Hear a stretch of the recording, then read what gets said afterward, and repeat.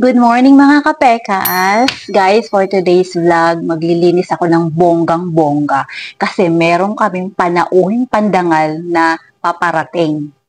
So, mag-general cleaning tayo guys.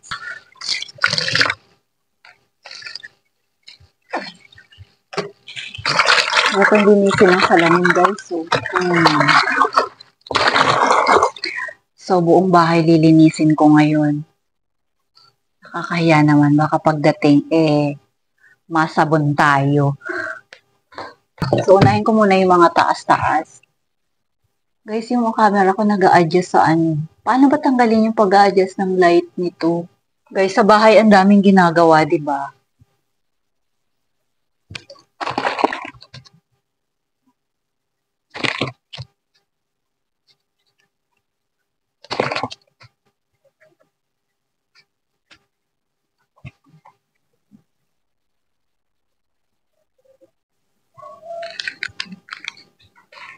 So, ayan guys, siguro ang makikita nyo palagi sa vlog ko ay yung ganap dito sa loob ng bahay. Kasi nandito lang naman tayo sa bahay guys. So, as you can see, ayan guys, hindi pa ganon ka fully furnished yung bahay namin. Marami pang gagawin. Medyo malaking halaga pa ang kakailangan dito, lalo na sa kisame guys. Kasi sa ngayon, ang pinaprioritize ng big boss namin, pinaprioritize ni Big Boss yung pag-aaral ng mga bata. Kasi dalawa na yung college namin guys Medyo mahirap, di ba guys? Sa panahon ngayon, ang mamahal ng bilihin, ang mahal ng tuition. So, makakapag-antay naman po yung bahay. Saka na muna yan. Uunahin na muna natin yung pag-aaral ng mga bata. Habang may nagpapaaral pa, habang kaya pang paaralin, unahin na muna natin. So, ayan. So, dito lang muna tayo. Itong makikita nyo palagi sa ganap ko sa araw-araw. So, ayan guys. Thankful tayo sa Panginoon dahil binigyan niya tayo ng ganitong bahay. Kasi before, maliit lang talaga bahay namin guys. Wala pa sigurong kalahati nito. Isang kwarto, maliit na sala, may banyo, may kusina. Pero guys, never talaga ako nag-complain. Never, ever ako nag-complain na, oh, ganito yung bahay namin, ang liit-liit ng bahay namin.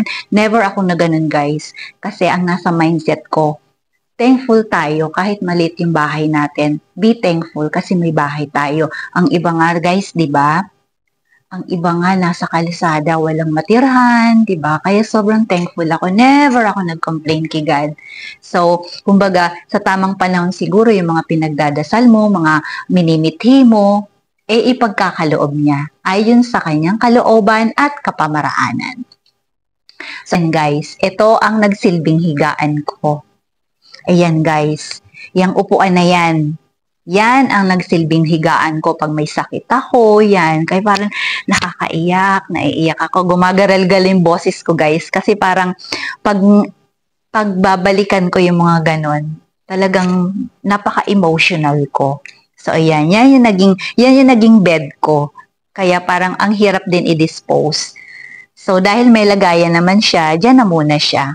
So, and then, siguro ito palagi nyo nakikita sa video ko, mga shorts video ko, guys, ba diba?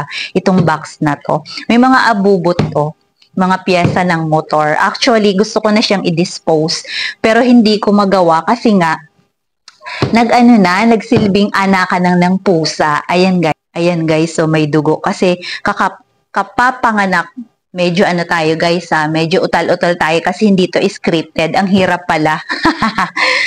So, ayan, may dugo kasi nga kapapanganak nung isa. Tapos may dalawang buntis pa. So, ayan, hindi ko siya nadidispose kasi yan ang paanakan nila. So, ngayon wala sila dyan kasi transfer ko dito sa ayan o. Ginawan ko, nandito sila sa loob ng washing machine. Ayan. Ayan yung nanganak guys, oh. So, tinakpan ko kasi kawawa din yung kuting. Di ba silaw na silaw sila? So, ayan, tinakpan ko.